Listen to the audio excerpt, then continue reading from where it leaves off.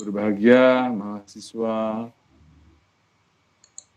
IAT 1. Alhamdulillah hari ini adik sekalian kita bisa melaksanakan kuliah tatap muka secara online dalam mata kuliah pengantar studi Islam. Hari ini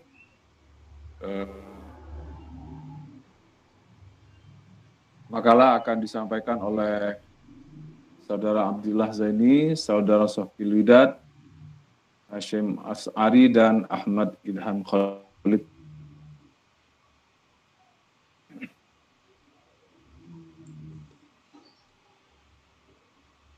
Saya minta maaf sebelumnya, saya ingin bertanya kepada pemakalah. Ini langsung pendekatan teologis, pendekatan filosofis, pendekatan antropologis dalam studi Islam ya? Iya, Ustaz. Enggak. Enggak, Ustaz. Nomor kedua? Enggak. Oh ya, baik.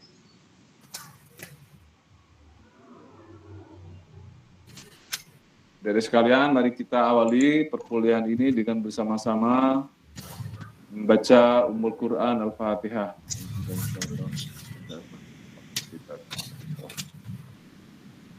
Iyyaka na'budu wa iyyaka nasta'in ihdinas siratal mustaqim.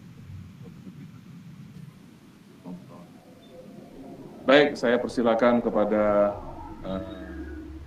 moderator untuk melanjutkan diskusi kelas.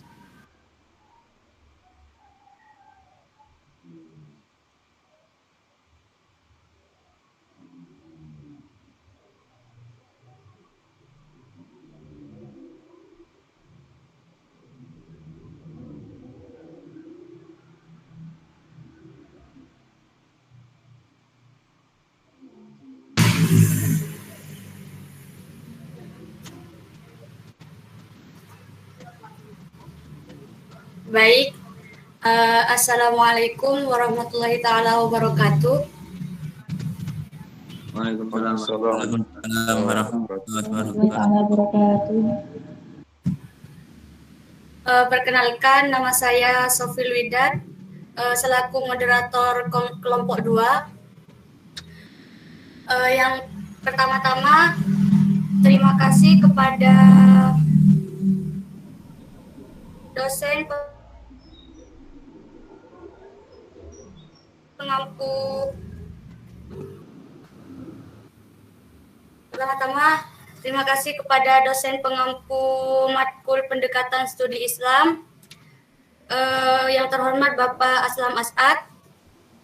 Terima kasih pula kepada rekan-rekan saya, dan terima kasih pula kepada teman-teman yang sudah ikut berpartisipasi dalam siang hari ini. Selanjutnya, silakan kepada Mas Idam, Mas Ari, dan Mas Adil untuk memperkenalkan diri. Assalamualaikum warahmatullahi wabarakatuh. Wassalamualaikum warahmatullahi wabarakatuh. Dari Sidoarjo. Sekian, terima kasih.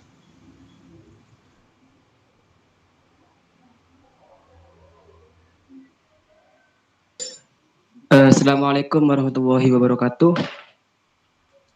Perkenalkan, nama saya Hashim As'ari, alamat Bukti Suwondo dari kelompok 2.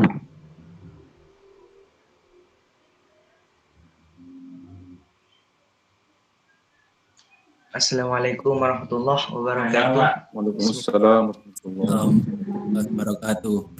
Perkenalkan, nama saya Muhammad Abdillah Zaini, alamat Arjasa Jember. Sekian, terima kasih. Baik, selanjutnya saya akan menjelaskan tentang pengertian pendekatan studi Islam. Kata pendekatan termasuk dalam konteks studi Islam pada umumnya secara bahasa dinamakan madkhol dalam istilah Arab, dan dalam istilah Inggris dalam istilah Inggris approach. Di luar dua tren tersebut, sebenarnya ada sejumlah istilah lain yang juga sudah begitu populer dalam tradisi ilmiah yang bermakna relatif atau sama mirip dan menunjukkan pada tujuan yang hampir sama pula dengan pendekatan. Tegasnya, semua istilah itu dapat diartikan sebagai cara memandang dan cara menjelaskan suatu gejala atau peristiwa. Adapun teori kategorisasi pendekatan studi Islam yaitu mencakup 4 kategori tersebut dapat dijelaskan sebagai berikut. Yang pertama, studi Islam dengan menggunakan pendekatan ilmu-ilmu yang masuk ke kelompok ilmu humaniora, seperti filsafat, filologi, ilmu bahasa, dan sejarah. Yang kedua, studi Islam dengan menggunakan disiplin teologi, studi Bible, dan sejarah gereja. Yang ketiga, studi Islam dengan menggunakan pendekatan ilmu-ilmu sosial seperti sosiologi, antropologi, ilmu politik, dan psikologi. Dan yang terakhir, studi Islam dengan menggunakan pendekatan yang dilakukan dalam departemen-departemen, pusat-pusat, atau hanya komite. Untuk area students atau yang lebih dikenal dengan studi kawasan. Adapun uraian mengenai masing-masing pendekatan studi Islam tersebut dapat dijelaskan sebagai berikut. Yang pertama ialah pendekatan teologis yang akan dijelaskan oleh Mas Idam. Yang kedua, pendekatan filosofis yang akan dijelaskan oleh Mas Ari. Yang ketiga, pendekatan antropologis yang akan dijelaskan oleh Mas Adil. Baik, selanjutnya dilanjutkan oleh Mas Idam untuk menjelaskan pendekatan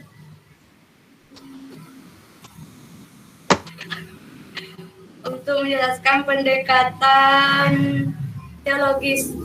Terima kasih. Terima kasih. Saya di sini akan menjelaskan tentang pendekatan teologis. Secara bahasa, teologis sendiri terdiri dari 2 suku kata, yakni theos yang mempunyai makna Tuhan dan logos yang bermakna ilmu. Dari 2 suku kata tersebut dapat kita ambil kesimpulan pengertian teologi menurut bahasa ialah ilmu tentang Tuhan atau ketuhanan. Sedangkan menurut terminologi atau istilah, teologi adalah ilmu yang membahas tentang Tuhan dan semua perkara yang berkaitan dengan Tuhan. Ilmu ini juga hubungan antara Tuhan dengan manusia, begitu pula sebaliknya. Dalam istilah bangsa Arab sendiri, teologi sering disebut dengan usuluddin. Dikarenakan pembahasan dalam teologi yakni ajaran dasar dari suatu agama. Ajaran-ajaran dasar itu pula yang biasa kita sebut dengan aqaid atau dalam bahasa barat credos, bermakna keyakinan.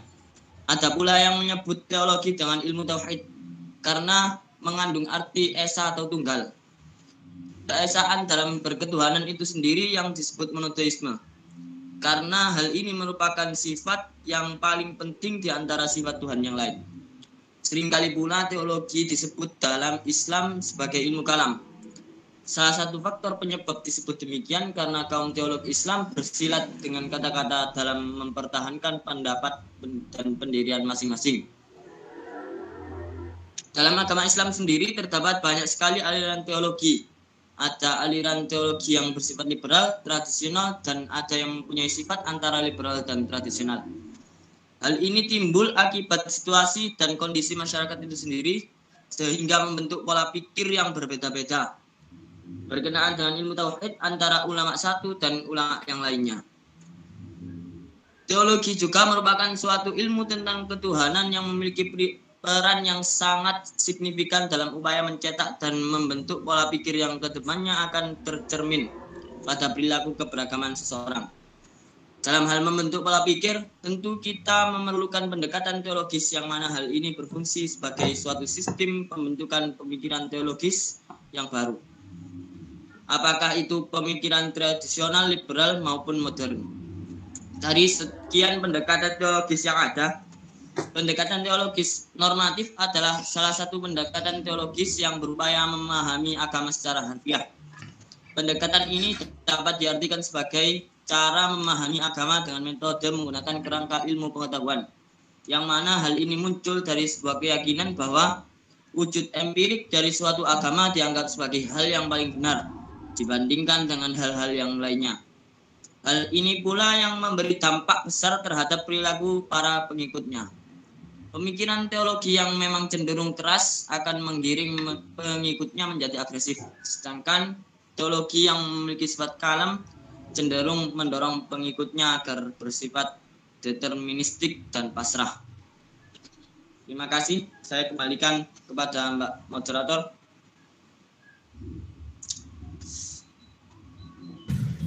Baik, terima kasih Mas Idam. Selanjutnya kepada Mas Ari, silakan untuk menjelaskan tentang pendekatan filosofis. Baik, sebelumnya kepada Bu Moderator, ucapkan terima kasih. Saya akan melanjutkan pembahasan yang kedua, yaitu pendekatan filosofis. Sebagai betapa pentingnya pendekatan filosofis dalam studi Islam, kiranya perlu direnungkan dalam kehidupan. Kenapa? Karena pendekatan filosofis ini, menurutnya disiplin keilmuan filsafat, pendekatan filosofis pada umumnya sangat membantu untuk menerobos kemacetan bahkan jalan buntu yang dihadapi oleh ilmu apapun. Bagaimanapun juga, filsafat merupakan alat intelektual yang terus-menerus diperlukan. Untuk itu, ia harus boleh berkembang secara alamiah, baik pengembangan filsafat itu sendiri maupun pengembangan filsafat ilmu-ilmu lain. Adapun akal pikiran yang bersifat yang ada di ilmu pengantar studi Islam bersifat filosofis ini, yaitu harus bersifat kritis, analitis, dan mampu melahirkan ide-ide segar yang sangat dibutuhkan. Sehingga dengan demikian ia menjadi alat intelektual yang sangat penting untuk ilmu-ilmu yang lain, tidak terkecuali ilmu agama dan teologi kalam. Oleh karenanya, orang-orang yang menjauhi filsafat dapat dipastikan akan mengalami kekurangan energi atau kelesuan darah. Secara tidak langsung, ia telah membunuh dirinya sendiri secara intelektual atau malas dalam berpikir.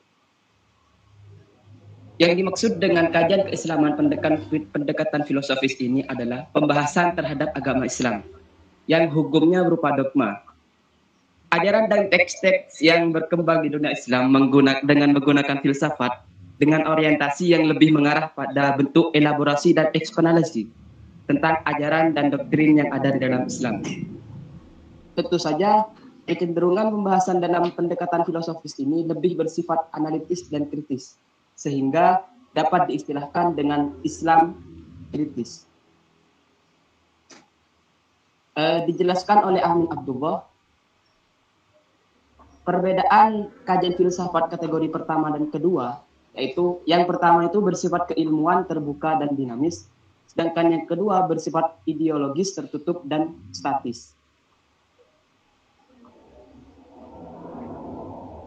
Penemuan filsafat sebuah pendekatan termasuk dalam studi Islam ditandai dengan adanya 3 ciri utama. Yang pertama yaitu lebih memberikan penekanan pada upaya pencarian ide-ide mendasar fundamental atau dalam istilahnya fundamental idea. Yang kedua, pengenalan dan pendalaman terhadap berbagai ide fundamental itu kemudian dapat membentuk cara berpikir secara kritis atau dalam istilahnya critical thought. Dan yang terakhir yaitu kajian terhadap Islam membentuk mentalitas atau cara berpikir kepribadian seseorang tersebut. Yang dimaksud dengan kepribadian mengutamakan mentalitas yaitu cara berpikir seorang itu, tapi dengan syarat berpikirnya secara intelektual, tidak serta-merta berpikir.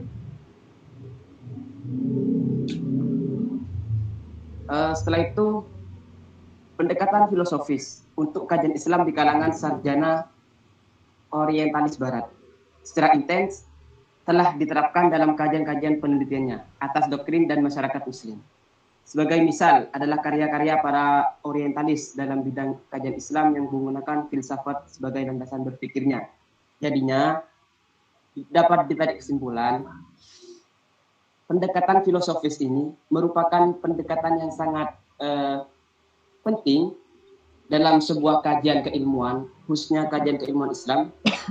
Kenapa penting?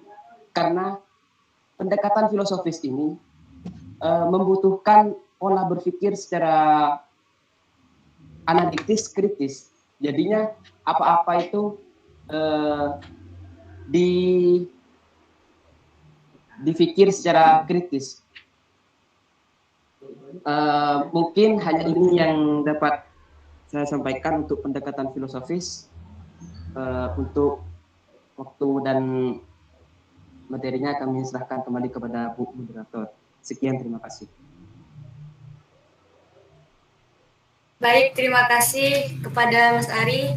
Selanjutnya akan dilanjutkan oleh Mas Adil untuk menjelaskan materi yang keempat. Bismillahirrahmanirrahim. Saya akan menjelaskan sedikit tentang pendekatan antropologi dalam studi Islam. Pertama, pendekatan antropologi, masing-masing kata tersebut memiliki beberapa makna, yaitu pendekatan diartikan sebagai proses, cara, dan usaha. Sedangkan antropologi adalah antro, ada dua yang berasal dari dua kata, yaitu antrop dan logos. Antrop memiliki arti manusia dan logos berarti ilmu, sehingga antropologi mengarah pada kajian manusia dalam kehidupan bermasyarakat, berbudaya, dan berbangsa. Menurut Abuddin Nata dalam buku Studi Islam Kontemporer, pendekatan antropologi berarti memahami agama dengan cara melihat wujud praktek ibadah keagamaan yang tumbuh dan berkembang dalam kehidupan masyarakat.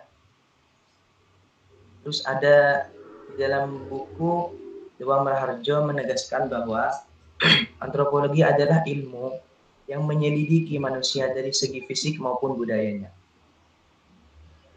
Menurut pandangan Islam, diartikan sebagai salah satu upaya untuk memahami agama dengan cara terlihat wujud menjalankan ibadah keagamaan dalam hidup bermasyarakat. Dengan ilmu antropologi, maka dalam melihat kejadian keagamaan, lebih mengarah pada pola perilaku kita dalam tatanan nilai yang dianut, bukan pada posisi manusia yang membawanya kepada perilaku itu. Terus, pembahasan antropologi dalam studi Islam memiliki 5 sejarah dalam bidang riset, yaitu 1. Sejarah kejadian dan perkenalan manusia. 2. Sejarah terjadinya berbagai ragam manusia dilihat dari ciri-ciri tubuhnya. 3. Sejarah asal perkembangan dan penyebaran dan terjadinya beragam kebudayaan di seluruh dunia. 4. Perkembangan, penyebaran, dan terjadinya beragam kebudayaan di seluruh dunia. 5. Asas-asas kebudayaan manusia. Terus, menjelaskan tentang pemanfaatan antropologi dalam studi Islam merupakan ikhtiar memahami agama Islam melalui pengamalan ajaran keagamaan yang dipraktikkan di dalam kehidupan kita sehari-hari. Terdapat 4 ciri mendasar cara antropologis di dalam ilmu studi Islam. Yang pertama, pendekatan antropologi diawali dengan praktek lapang yang berhubungan dengan kehidupan antar masyarakat dan kurun waktu tertentu. 2. Cara kerja pendekatan antropologi melihat langsung kehidupan nyata masyarakat yang dipandang. 3. Antropologi mencari keterkaitan berbagai macam kehidupan masyarakat yang utuh yang tidak dapat dipisahkan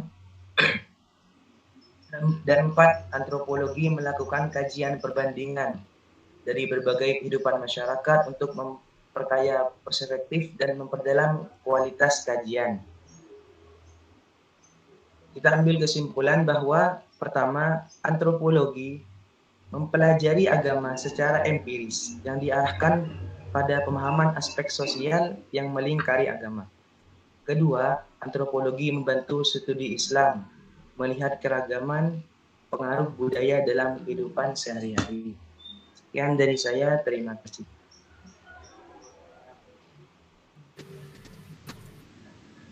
Baik, terima kasih kepada Mas Adil. Selanjutnya, saya akan menyimpulkan materi di atas bahwasanya studi pendekatan Islam terdapat beberapa hal yang sangat berhubungan erat dengan apa yang kita alami saat ini. Maka dari itu, kita sebagai umat Islam umumnya dan mahasiswa khususnya harus bisa berpegang teguh pada apa-apa yang diajarkan Nabi Muhammad melalui pewaris beliau, yakni alim ulama, agar kita senantiasa berada di jalan yang lurus, tidak mudah tergerus oleh perkembangan zaman yang kian hari berbahaya bagi mereka yang tidak memiliki pegangan yang kuat seperti Al-Quran dan Sunnah. Oleh karena itu, peranan akal sangat dibutuhkan, karena dengan akal yang sehat kita dapat mengetahui mana hal yang benar, mana hal yang salah. Sebagai ucapan Khalifah Umar bin Khattab, "Ad-dinu aqlun adina liman la aqla lahu." Sekian, terima kasih. Selanjutnya, saya akan buka sesi tanya jawab kepada teman-teman. Bertanya Mbak Ufin. mau nanya Mbak Ufin. Iya, silahkan. Gini ya, kan Nanya. dalam gimana ya? Bismillahirrahmanirrahim. Perkenalkan, nama saya Istisyarah. Saya mau bertanya. Dalam agama Islam sendiri terdapat banyak sekali aliran teologi. Aliran teologi yang bersifat liberal itu yang gimana? Sekian, terima kasih. Saya izin bertanya. Saya Mbak Ufin mau bertanya. Ya, silakan, Mbak. Assalamualaikum warahmatullahi wabarakatuh. Perkenalkan, nama saya Fatimah Mardiah. Ini saya mau bertanya, kan di paragraf keempat dalam pembahasan teologis, pendekatan teologis, itu ada kata, maka dari itu teologi merupakan ilmu yang bersifat fundamental dalam suatu agama. Nah, sifat fundamental itu apa sih gitu, Pak? Soalnya kurang paham. Makasih. Saya izin bertanya. Oke, Mbak, silakan. Bismillahirrahmanirrahim. Perkenalkan, saya Afika Dikoto Syariah. Saya izin bertanya mengenai pendekatan antropologi. Jadi pendekatan antropologi kan merupakan pendekatan dari segi manusianya sendiri.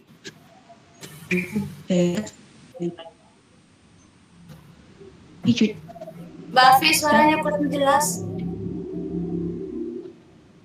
Sebentar. Masih putus-putus, Kak? Enggak.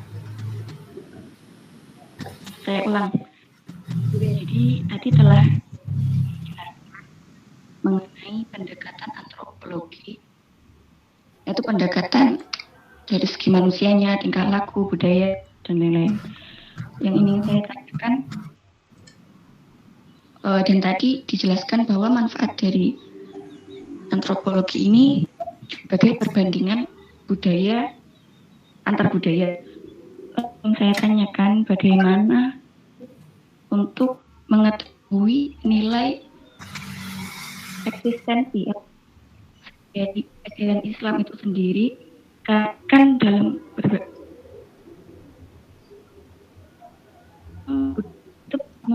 tapi putus-putus suaranya.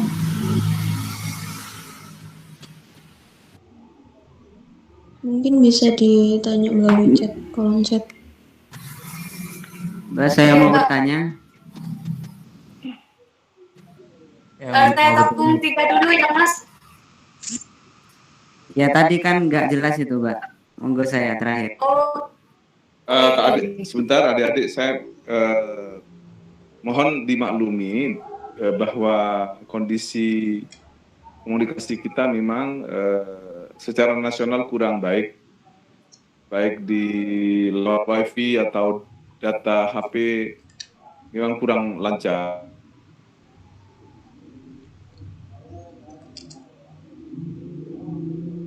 Yang kurang nyaman selama kita perkuliahan ini. Bukan hampir di semua alat komunikasi, di semua provider juga, baik Telkomsel, IM3 semuanya, Indosat semuanya bermasalah kayaknya secara nasional, termasuk ini juga di kampus. Jadi kepada mahasiswa mohon untuk bisa memakluminya sedikit. Ya kita inilah dengan slow aja, santai, ya. Mudah-mudahan sedikit demi sedikit ini bisa kita jalani dengan tenang aja. Ya, silakan lanjutkan. Moderator, saya mau bertanya. Oke, lanjut Mas. Ya, perkenalkan saya Laiful Mahbub dari Ramadan. Ya, saya ingin bertanya. Itu yang dimaksud kajian keislaman dengan pendekatan filosofis kan tadinya pembahasan agama Islam yang pada umumnya itu bersifat dogma, itu tadi penjelasannya. Nah, yang saya ingin tanyakan itu dogma itu gimana, maksudnya apa, dan coba dijelaskan secara terperinci gimana itu. Bisa dipahami, Mbak? Ya, bisa. Oke, terima kasih. Assalamualaikum warahmatullahi wabarakatuh. Waalaikumsalam warahmatullahi wabarakatuh. Baik, saya akan menjawab pertanyaan Mbak Sarkina tadi.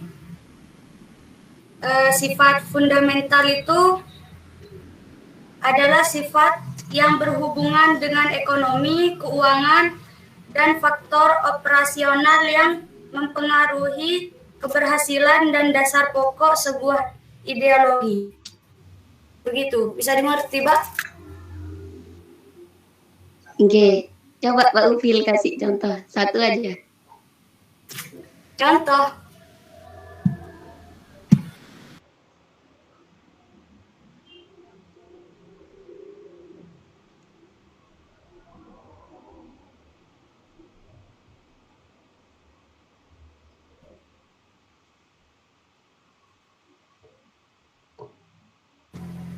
Mungkin Mas Ari, Mas Idam, Mas Adit bisa membantu.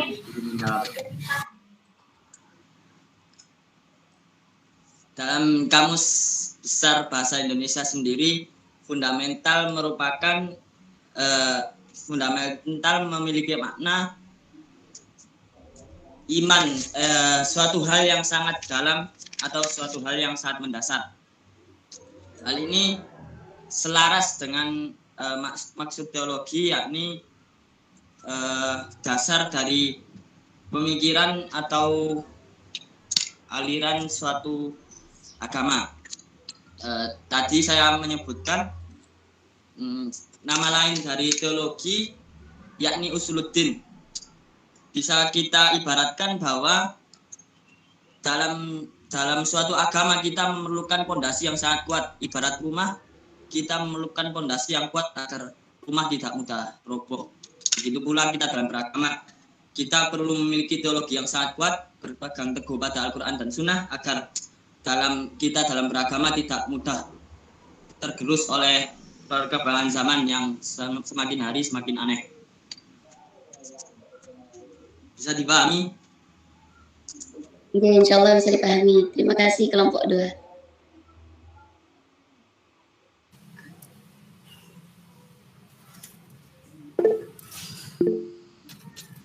Selanjutnya saya akan menjawab pertanyaan Mbak Istifsyarah.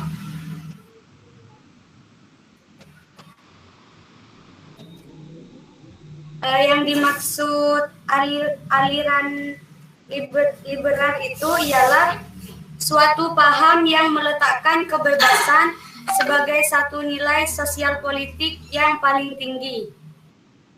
Seperti itu. Gimana, bisa dipahami? Bisa diulang lagi, Mbak? Suatu paham yang meletakkan kebebasan sebagai suatu nilai sosial politik yang paling tinggi. Begitu. Bisa dipahami, Mbak? Baik, If. Sosial politiknya tinggi maksudnya gimana?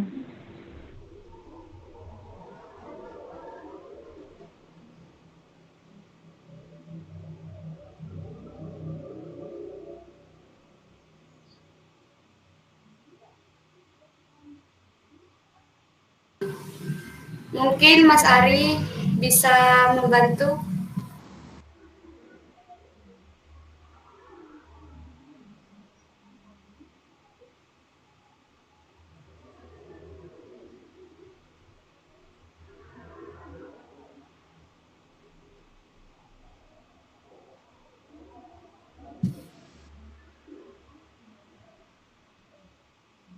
Untuk soalnya bagaimana?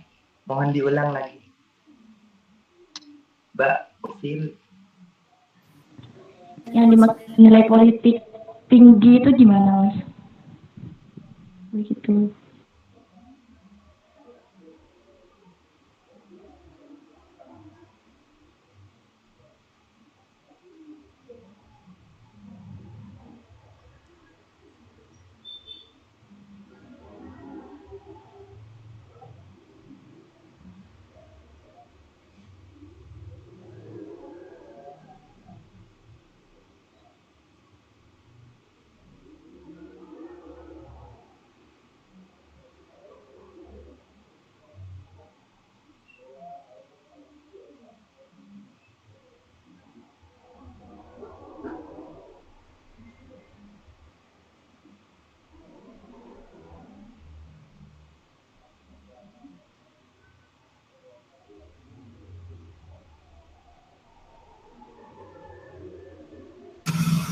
Mungkin ada yang bisa membantu.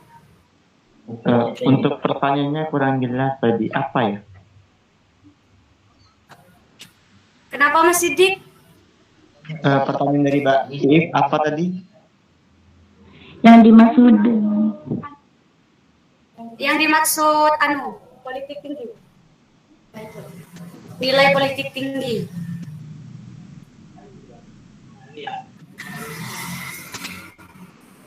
Nilai politik tinggi.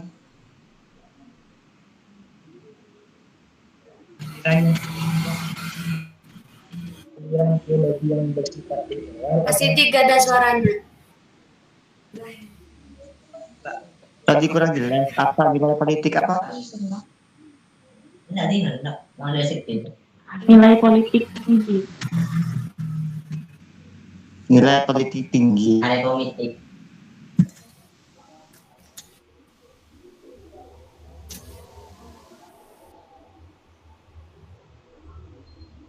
Gak ada suaranya, Mas.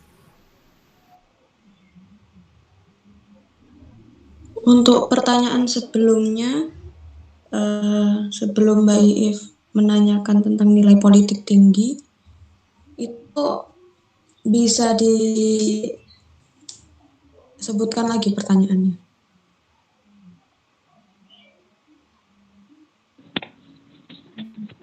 Yang disebut dengan aliran teologi liberal itu apa, Mbak?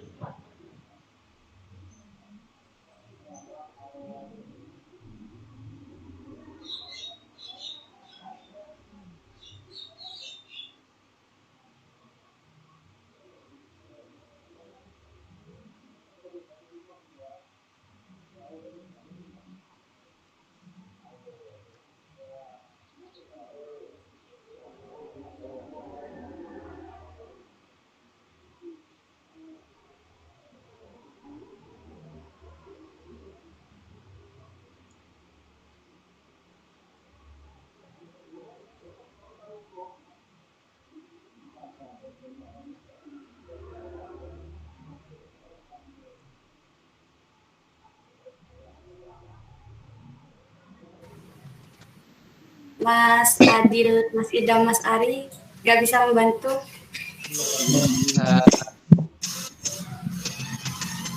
Mbak Istifsaro, sampai ini yang ditanyakan politik liberalnya. Iya, nah kan tadi udah dijelaskan sama Mas Idam. Ya, terus? Kan kata Mas Idam,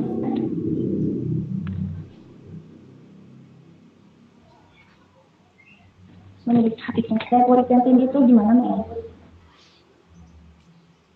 Ini yang kita harus. Oh, yang ideologi politiknya itu maksudnya apa? Iya, benar. Nah, yang dimaksud ideologi politik itu semacam apa ya, Pak Istifsaro? Memiliki hak dalam pemerintahan. Hak dalam pemerintahan termasuk persamaan, hak dihormati, yang dimaksud dengan ideologi politik itu. Oh iya. Bisa dipahami, Mbak Istifsaro? Iya, paham, Mas. Makasih, Mas Ari. Oke.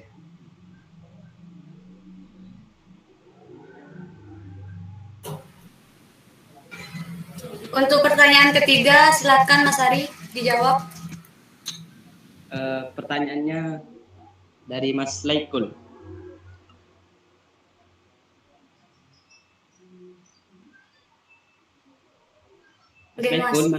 Mas Laikul. Iya ya. Oke, dari saya Mas. Bisa diulang. Ya, tadi dan Zam menjelaskan yang itu apa itu bersifat filosofis itu tadi ya, yang saya menjelaskan itu pembahasan yang bersifat dogma gitu katanya tadi. Lah itu apa yang maksud dogma itu apa gitu Mas? Oh, enggak. Dogma itu berasal dari bahasa Yunani, Mas Lekul.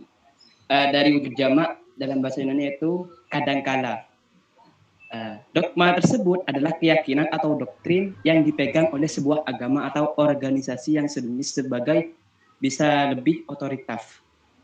Doktrin tersendiri apa? Merupakan bentuk tindakan mengharuskan atau memaksakan bahwa suatu kasus harus diyakini dan dibenarkan seperti apa yang disampaikan. Nah, dapat ditarik kesimpulan bahwa dogma tersebut adalah suatu keyakinan terhadap sesuatu yang tidak boleh diubah oleh adanya akal rasio atau pendapat ide-ide manusia. Jadinya dogma itu bersifat permanen karena sudah termasuk keyakinan dari sebuah organisasi tersebut, gitu, Mas Laikul. Bisa dipahami, Mas Laikul? Alhamdulillah bisa.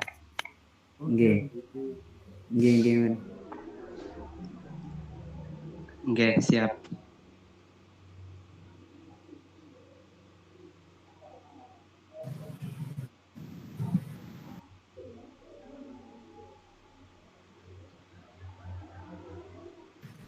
Bapak, ini mau dilanjutkan tanya jawab apa gimana? Silakan lanjutkan. Saya punya waktu sekitar setengah jam lah sebelum ditutup. Jadi kepada moderator saya minta agar mencatat pertanyaan-pertanyaannya, saya juga mendengarkan. Jadi kalau ada yang perlu saya jelaskan. Kalau ada yang perlu saya tambahkan, saya tambahkan. Kalau ada, tadi ini ada pertanyaan tertulis ini dari saudara Afik, mungkin belum dijawab ya? Ya, itu pertanyaan saya tadi yang jaringannya kurang, jadi lewat chat. Dari Afik Hakikotus Syariah. Pertanyaannya, bagaimana untuk mengetahui eksistensi keaslian ajaran Islam dari banyaknya ajaran Islam yang tercampur dengan berbagai budaya di dunia? Silakan. Bismillahirrahmanirrahim. Bisa mendengar? Alhamdulillah bisa, Ustaz. Oke, Ustaz. Halo? Bisa, Ustaz. Enggak, Ustaz. Ini memang sinyalnya kurang baik. Bisa, Ustaz. Bisa, tapi di sini kurang baik Ustaz, sini Ustaz. Bisa dengar? Bisa. Bisa Ustaz.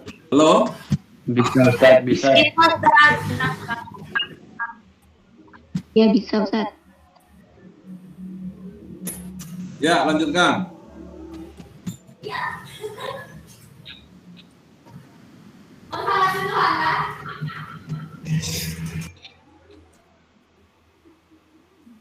Bismillahirrahmanirrahim. Saya akan menjawab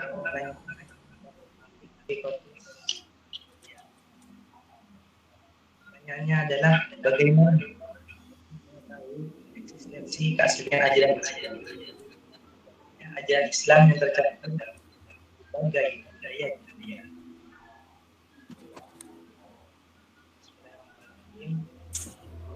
Untuk mengetahui bagaimana sih agama,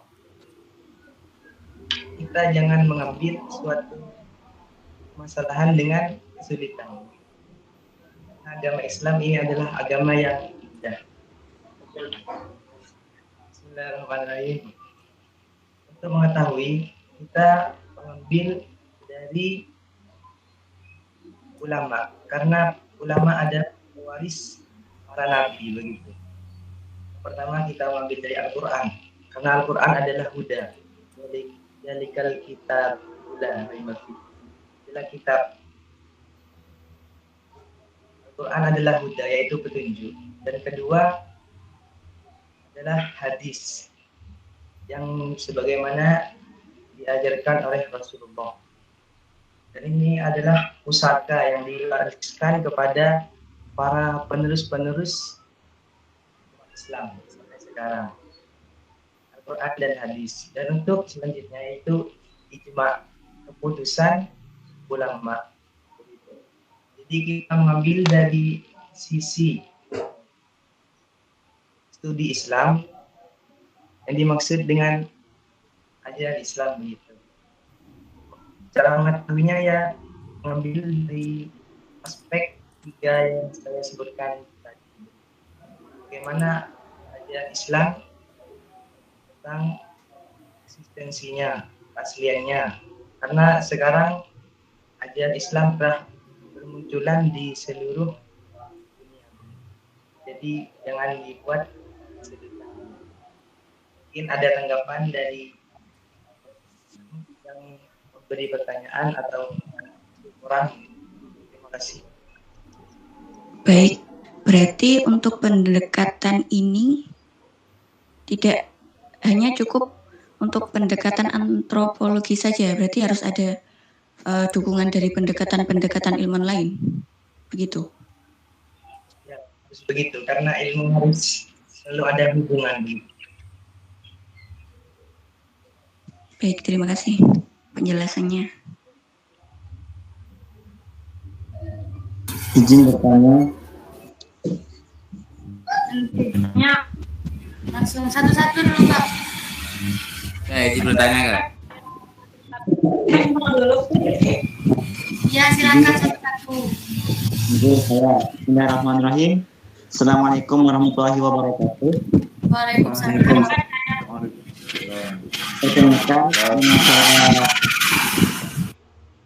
Perkenalkan nama saya Ahmad Siddiq. Ya, yang saya pertanyakan adalah dari makalah yang Pak Dua buat itu kan terdiri dari teori. Nah, yang saya pertanyakan adalah contoh dari tiga pendekatan tersebut. Contoh nyata dari pendekatan teologis, filosofis, dan antropologi. Lebih ke contohnya, itu kan lebih ke teori. Yang saya tanyakan itu contohnya, contoh nyatanya. Terima kasih.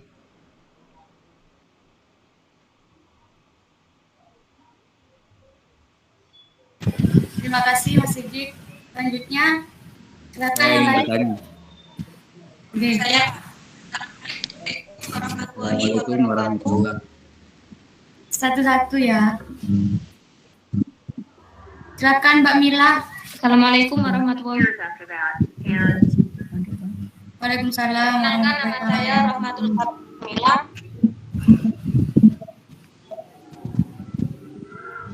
Izin bertanya. Tidak ada suara. Kan pada zaman modern ini di negeri ini sering bahkan bermunculan teologi dan aliran aliran di negeri ini. Sebenarnya paham-paham yang berbenturan atau bertabrakan ya. Apa penyebab hal tersebut? Padahal fondasi Islam pada zaman sebelum ya terima. Apa sih? Bisa diulang apa enggak ya, Mbak? Soalnya cepet-cepetan.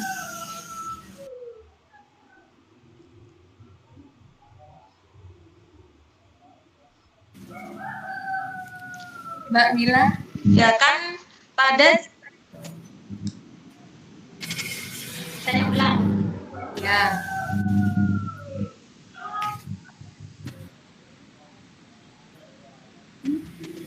Pada zaman modern ini, negeri ini sering bahkan bermunculan teologi aliran yang bertabrakan dengan aliran yang ada di negeri ini. Munculnya paham yang berbenturan atau bertabrakan. Apa penyebab hal tersebut? Padahal dalam ada zaman sebelum modern sangat kuat sekali.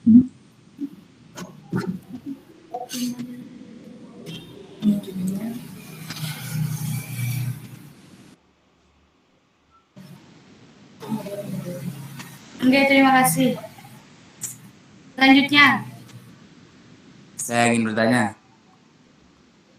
silakan sebutkan nama. Assalamualaikum warahmatullahi wabarakatuh. Waalaikumsalam warahmatullahi wabarakatuh. Waalaikumsalam warahmatullahi wabarakatuh. Perkenalkan, nama saya Suhal Munir. Yang saya ingin tanyakan yaitu sebagaimana tahu Umar bin Khattab adinu aklun la dina liman la aqlahu. Ya, itu pengertiannya gimana? Tolong jelaskan. Mungkin itu saja. Oke, terima kasih.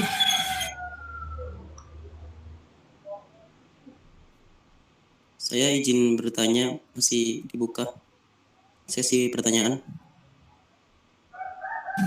Tunggu dulu ya, Mas Niko. 3 dulu ya.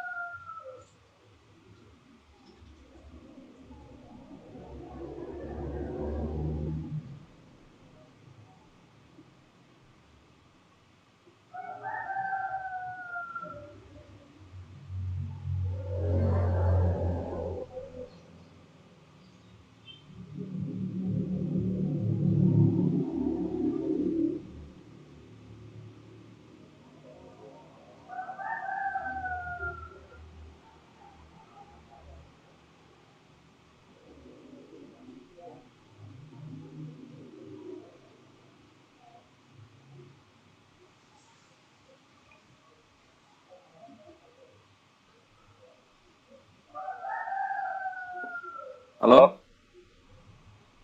Halo, gimana?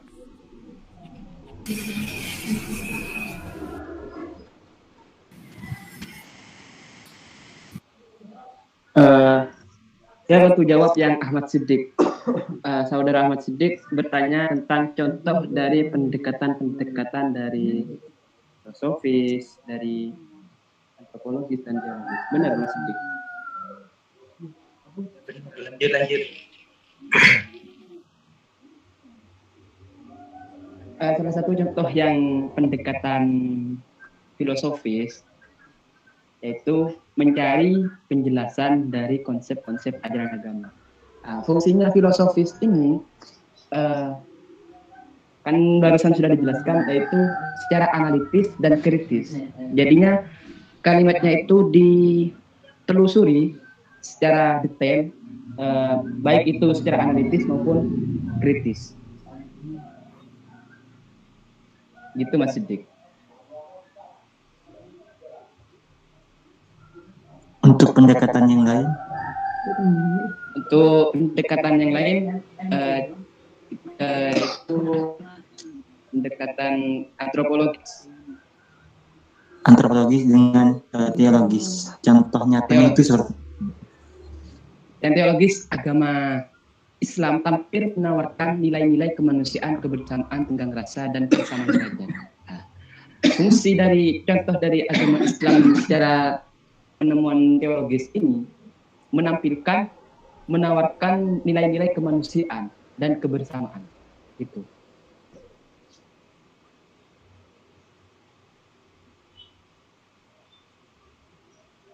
Untuk yang antropologis bisa dibantu sama Mas Adil, Mas Idam. Bismillahirrahmanirrahim. Untuk pendekatan antropologi, bagaimana contohnya? Begitu Mas Siddiq. Nggih, leres.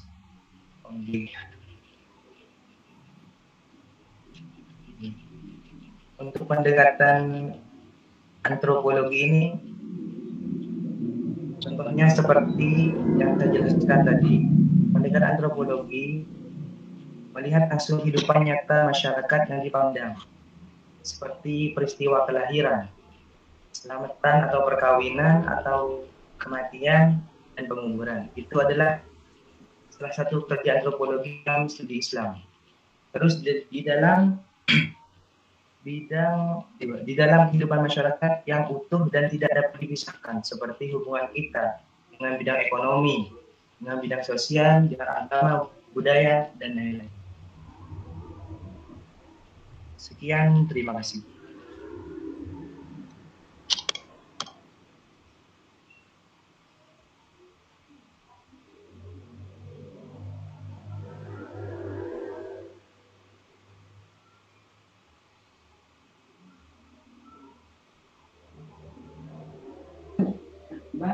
Bu moderator, lanjut pertanyaan berikutnya.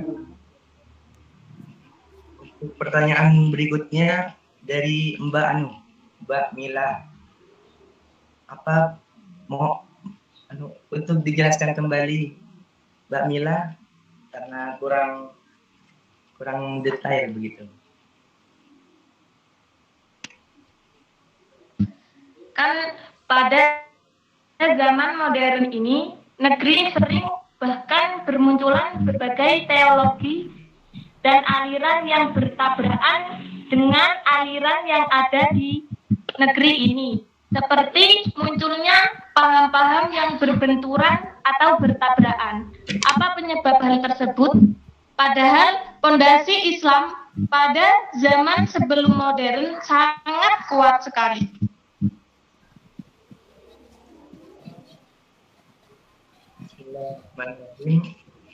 Mungkin saya bisa terjadinya pembenturan di dalam Islam ini karena yang pertama, perbedaan ini adalah hal yang wajar. Perbedaan dari sisi kepercayaan maupun kebudayaan. Di dalam agama Islam kita harus menghargai satu sama lain di dalam perbedaan tersebut. Untuk penyebabnya, ini dikarenakan sebuah golongan yang dulu ya seperti yang ada golongan Khawarij, ada golongan dan ini sebuah terjadinya agama Islam beda-beda berbeda-beda dalam sisi agama, budaya, dan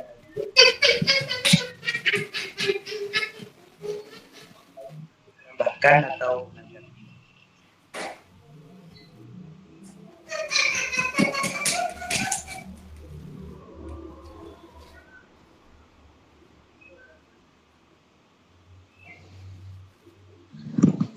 Gimana, Mbak Mila? Hah? Bisa dipahami, Mbak Mila?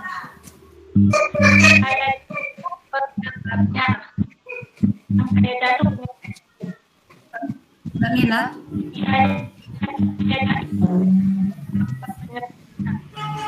Lanjut ya.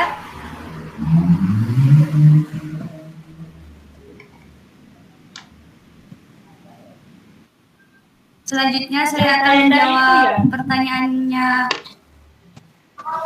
Oh, belum selesai. Oke, silahkan. Saya tanya itu tadi faktor penyebabnya. Ini apa penyebab dari munculnya perbedaan itu ya?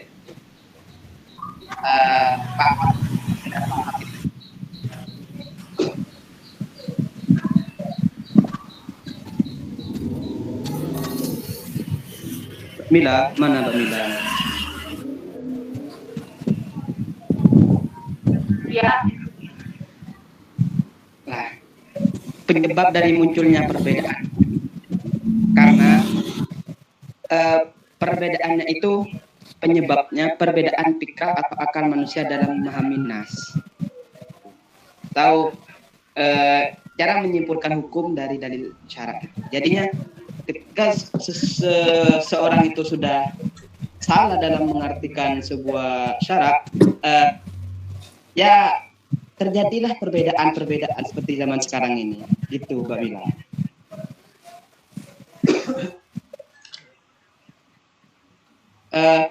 Bisa dipahami, Mbak Mila?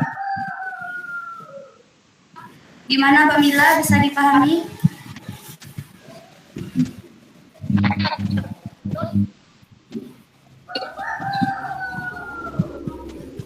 Suaranya agak jelas, Mbak.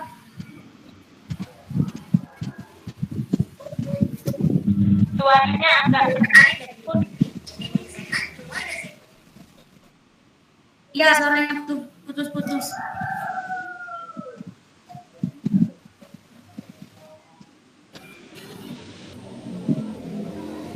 Mbak.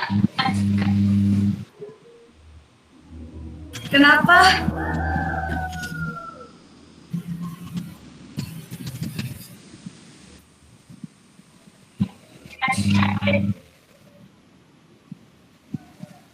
Lanjut dah ya.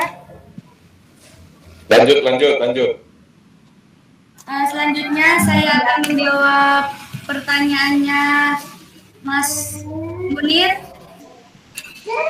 Kan tadi nanya kan, artinya itu agama adalah akal.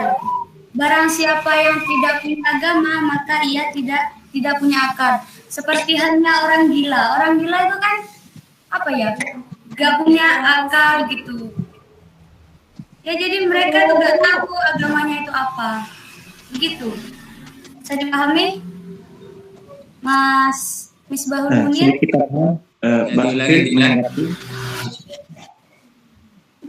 Kenapa, Mas? Diulangi. Aku tak tahu.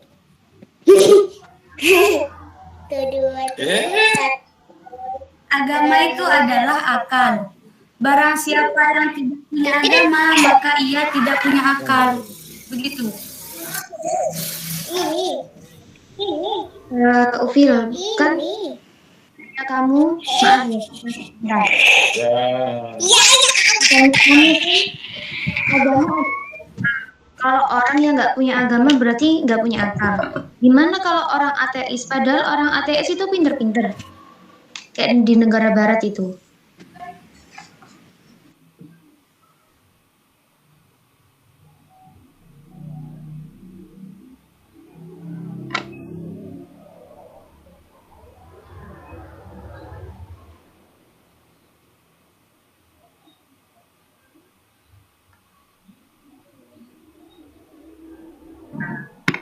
Tanggapan dari Mbak siapa barusan?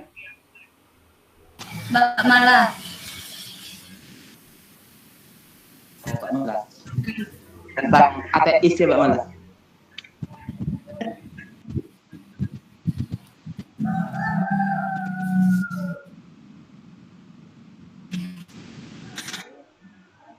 Begini, kan tadi Pak Sofil itu berangkat.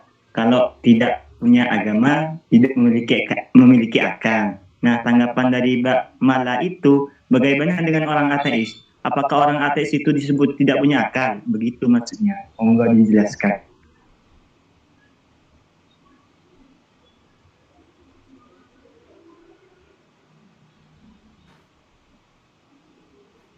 Bismillahirrahmanirrahim. Untuk masalah ateis ini memang beliau semua mempunyai akal, tapi beliau tidak mempercayai adanya ketuhanan.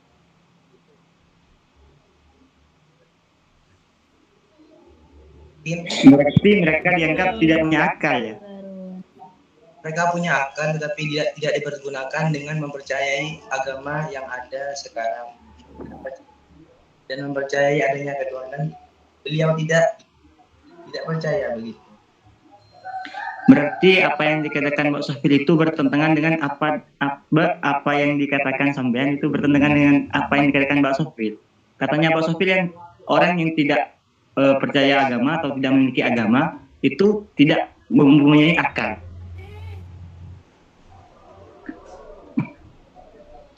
Akal berbeda, ada akal yang bersifat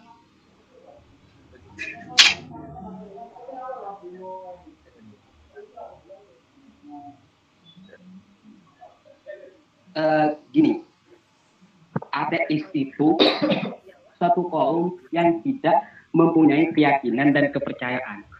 Lah, bukan tidak punya akal. Semua manusia itu, itu pasti punya akal. Cuma ateis itu tidak mempunyai keyakinan dan kepercayaan, gitu. Berarti orang yang tidak memiliki agama itu masih bisa dikatakan mempunyai akal.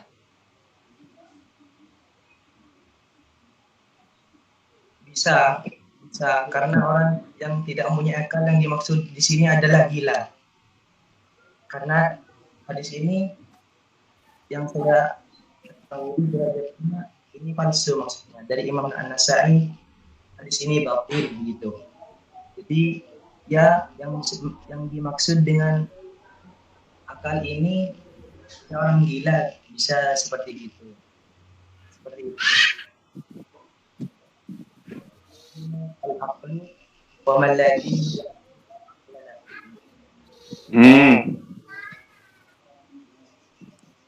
Terima kasih. Mungkin ada tanggapan? Karena merujuk hadis ini palsu begitu.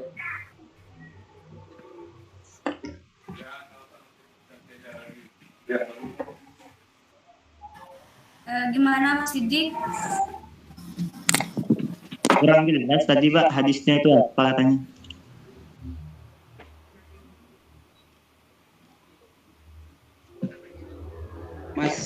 Mas Adil bisa diulang katanya hadisnya. Nggak jelas katanya barusan. Hadisnya ini adalah yang diriwayatkan dari Imam An-Nasa'i dalam Al-Qaunu Ad-Dulaba, dalam Al-Qaunu wal Isma'. Ad-dinu wal aqlu wa man la dinu la wa man la dina lahu la aqla lahu. Agama adalah akal, barang siapa tidak punya agama maka ia tidak punya akal.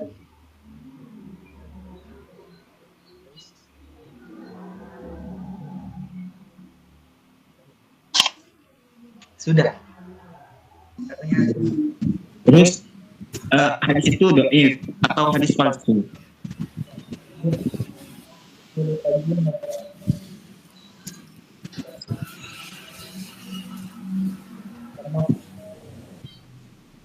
Suaranya nggak jelas, Mas. Mas Adil nggak jelas, Mas. Yang di Mbak Sofil Widat ini adalah hadis lemah menurut Imam Ibnul Qayyim rahimahullah. Dalam karyanya al-kuna ad-dulaba, al-kuna wal asma. Mungkin sudah jelas untuk teks hadisnya.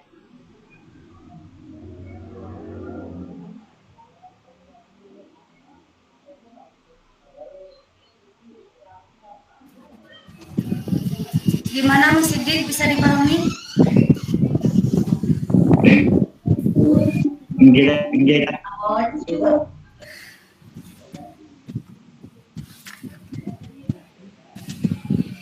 Bapak ini dilanjut apa gimana Pak? Ya, kalau sudah tidak ada pertanyaan, saya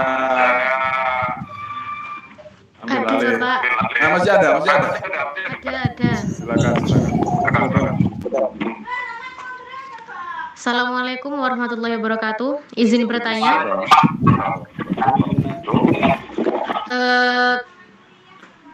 Dalam makalah teman-teman di sini itu kan menjelaskan tentang beberapa pendekatan dalam studi Islam. Salah satu pendekatannya yaitu pendekatan dalam aspek filosofis. Nah, yang ingin saya tanyakan, apa sih arti sendiri dari filosofis itu? Soalnya dari tadi kayak saya dari baca makalahnya, saya belum menemukan inti dari filosofis itu sendiri.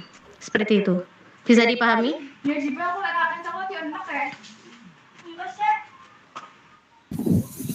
Silakan Mas Ari, bisa dijelaskan.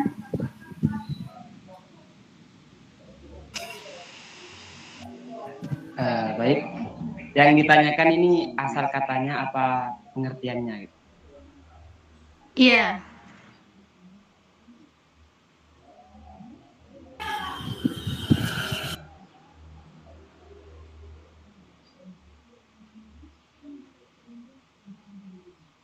Nah, filosofis adalah pemikiran dengan cakapan yang kompleks dan terkadang dimensi gitu.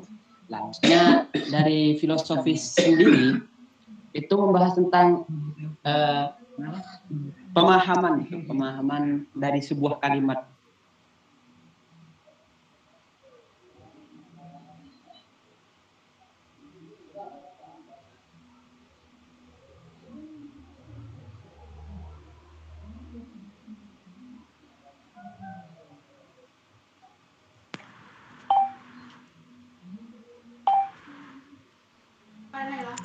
Pemahaman yang bagaimana, Mas Hashim?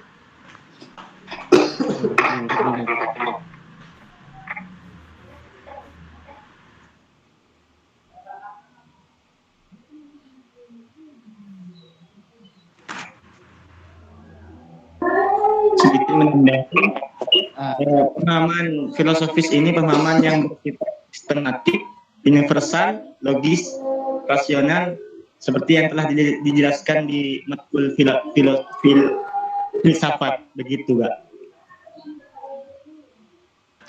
Iya, itu dalam segi kegunaannya, dalam segi aspek cakupannya. Nah, yang saya tanyakan itu inti atau arti dari filosofi itu sendiri. Arti dari filosofi itu sendiri. Arti dari filosofis itu sendiri kan berasal dari kata dasarnya itu kan filsafat. Filsafat itu berasal dari dua kata, yaitu philo dan sophia, yaitu yang artinya cinta kebijaksanaan. Apa itu cinta? Cinta itu adalah rasa keingintahuan, begitu. Sedangkan kebijaksanaan adalah ketika seseorang itu cakap dalam melakukan sesuatu.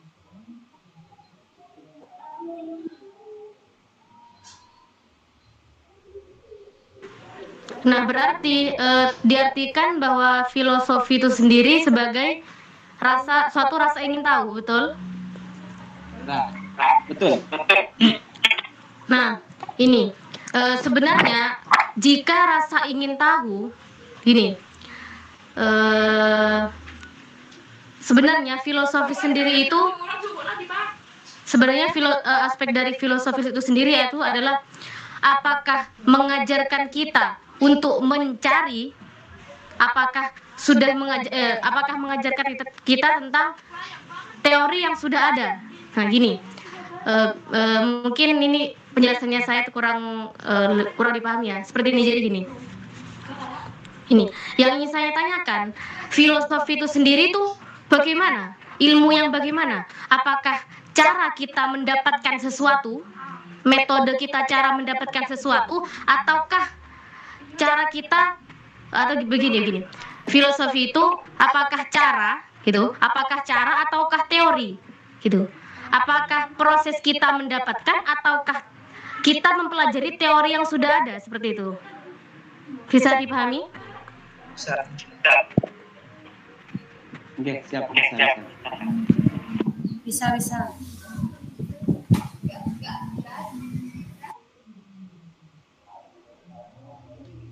Inti dari pertanyaan yang sampean ungkapkan itu bagaimana, Kak? Intinya seperti ini. Filosofi itu ilmu yang mengungkap cara mendapatkan sesuatu, ataukah kita mempelajari, ataukah ilmu yang mempelajari tentang sesuatu gitu.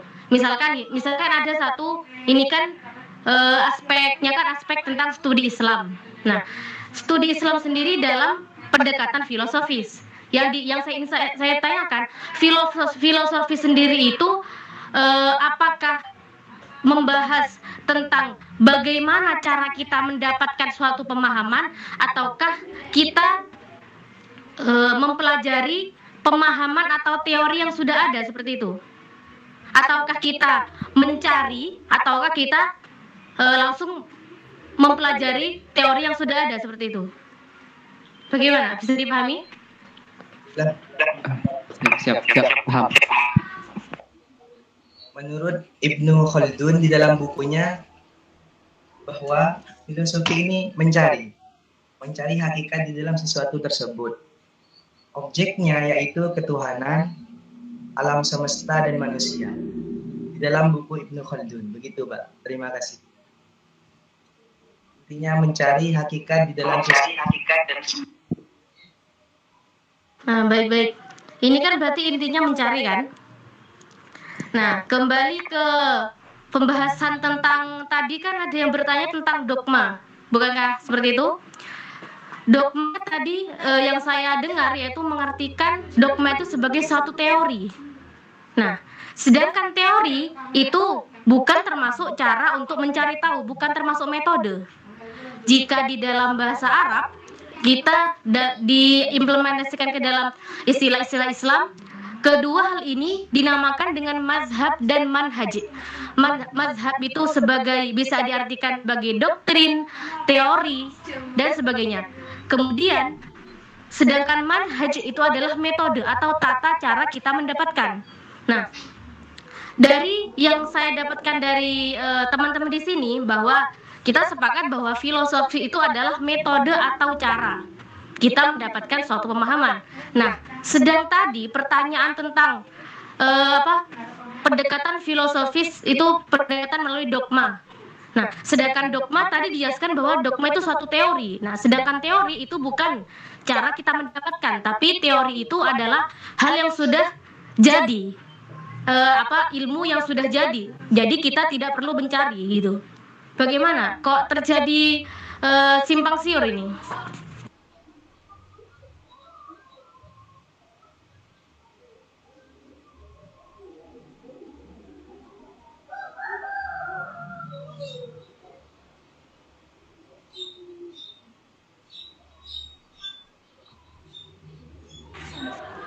Bagaimana?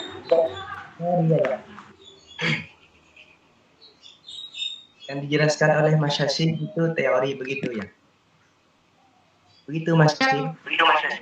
Ya, tadi Mas Hashim mengatakan bahwa tadi kan pendekatan studi Islam melalui filosofi itu melalui dogma gitu kan, dibilangnya. Sedangkan dogma tadi dijelaskan sebuah teori.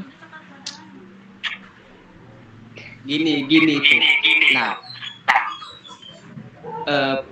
pendekatannya itu filosofi itu sifat dogma. Nah, dogma sendiri itu apa?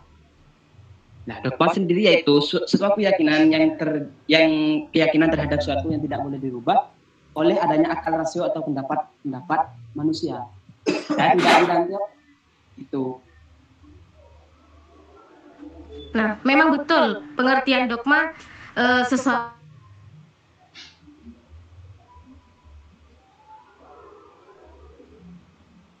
filosofi itu adalah suatu metode atau cara mendapatkan sesuatu. Jadi namanya metode atau cara berarti kita kan belum mendapatkan sesuatu tersebut.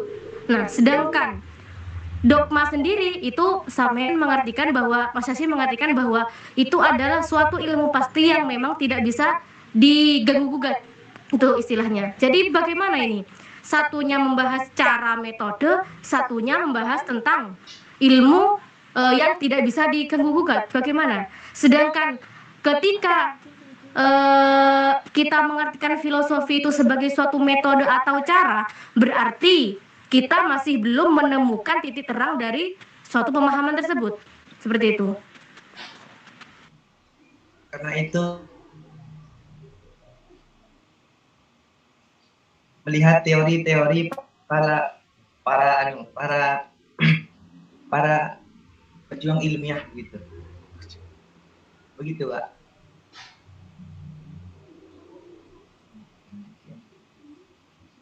Bagaimana?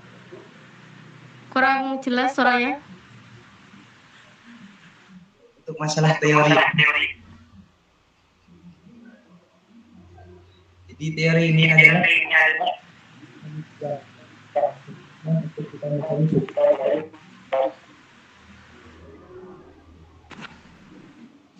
seperti teori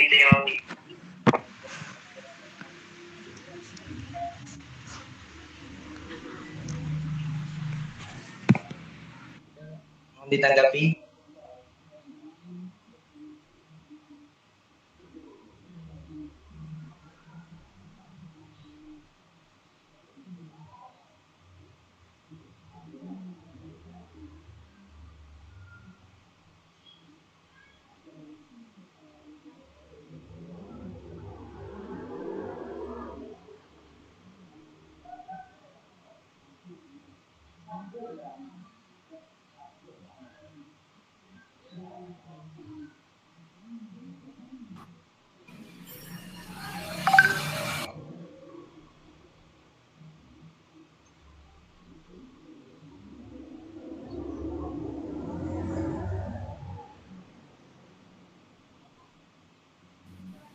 Mungkin saya serahkan ke Bapak karena kurang paham penjelasan dari Saudari Rosida.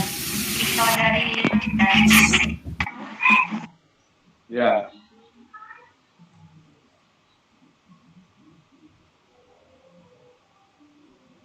Ya, nanti saya jelaskan.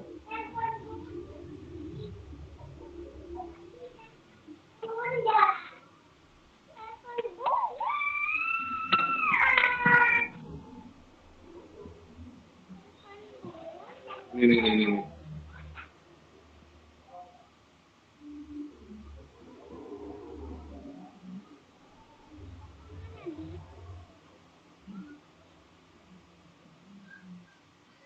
Bisa langsung ditanggapi Mbak Rosida, meningkat waktu yang ada.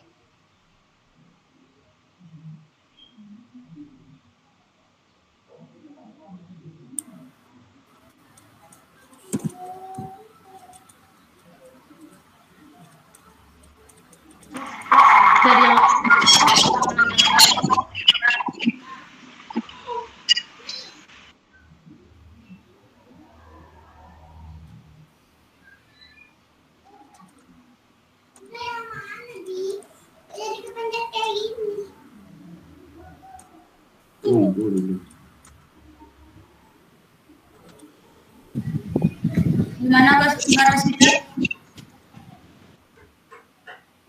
Ya, bagaimana Mbak? Ini saya belum bisa menemukan titik terangnya.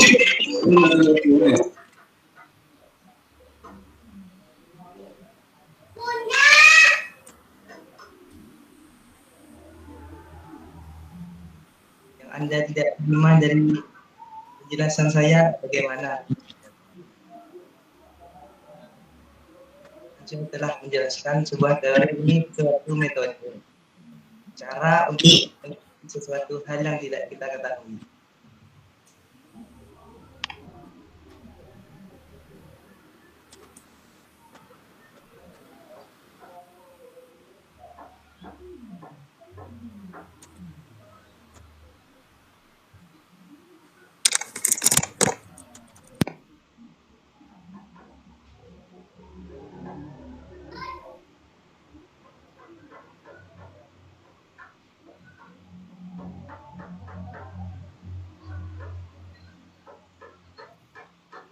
Kalau apa sudah tidak ada pertanyaan lagi, saya bisa diberi waktu untuk terakhir.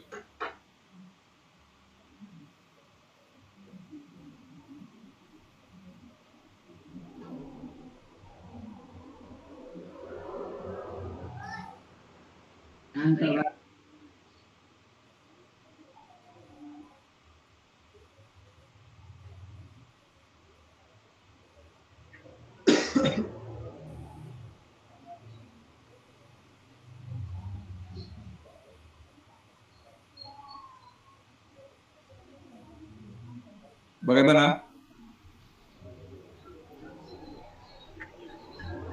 Oke, sampun.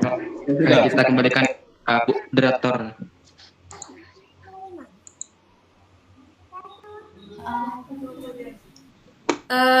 Terima kasih. Ini diakhiri apa gimana, Bapak? Ya, saya ambil. Ya, diberikan waktunya untuk saya. Ini nih. Kurang lebihnya mohon maaf. Saya serahkan kepada Bapak Aslam Saad. Baik, terima kasih kepada moderator. Saya minta tolong kepada moderator untuk apa? Mengingatkan saya tentang pertanyaan-pertanyaan dari mahasiswa tadi.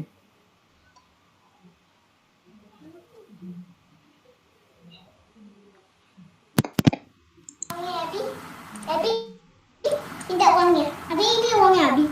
Tidak uangnya ya. Berapa itu? Ini. Oke. Terus kepala kecil ini. Kecil.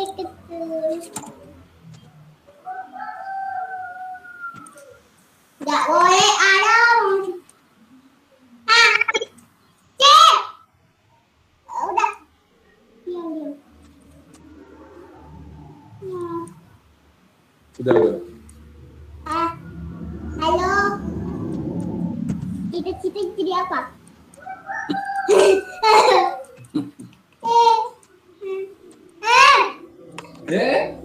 Rusak. Udah minjem ini ya. Pengen lihat hari.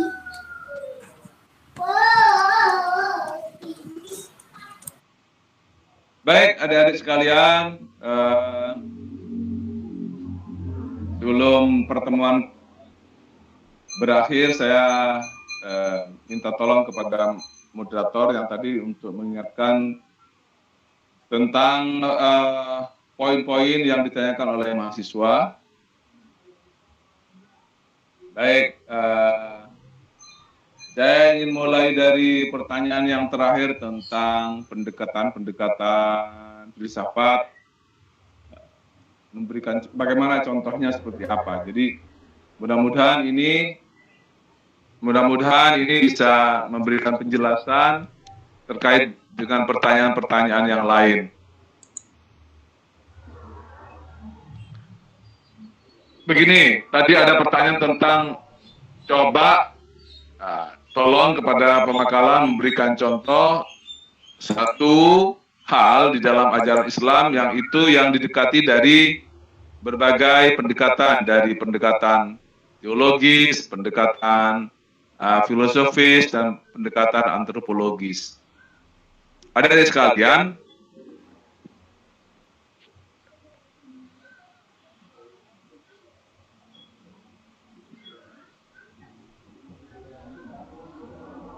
kemudian ada pertanyaan juga yang disebut pendekatan filosofis itu seperti apa.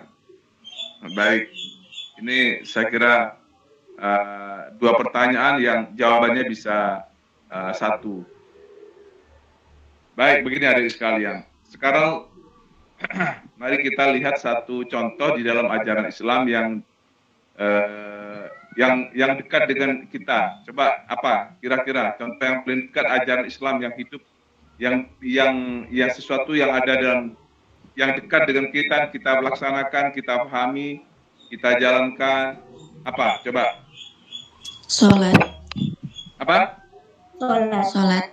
Sholat. Betul. Baik.